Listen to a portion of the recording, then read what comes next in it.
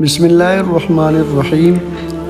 تمام ناظرین کو اسلامی سبق آموز چینل میں خوش آمدید اور خلوص برا السلام علیکم ورحمۃ اللہ وبرکاتہ۔ حضرت عبد الملک بن نمیر رحمۃ اللہ علیہ فرماتے ہیں کہ کوفہ میں ایک شخص میتوں کے لیے کفن کے کپڑے دیا کرتا تھا۔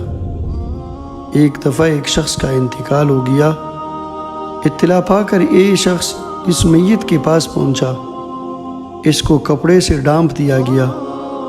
اچانک اس نے سانس لیا اور اپنے چہرے سے کپڑا اٹھا کر کہنے لگا، ان لوگوں نے مجھے دھوکہ دیا، مجھے ہلاک کیا ہے، یہ جہنم ہے، ہائے مجھے ہلاک کر دیا ہے، میرے لیے جہنم ہے۔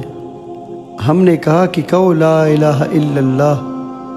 اس نے کہا میں نہیں کہہ سکتا۔ کسی نے پوچھا کیوں نہیں کہہ سکتا؟ اس نے کہا اس وجہ سے کہ میں حضرات ابو بکر و عمر رضی اللہ تعالی عنہما کو گالی دیا کرتا تھا۔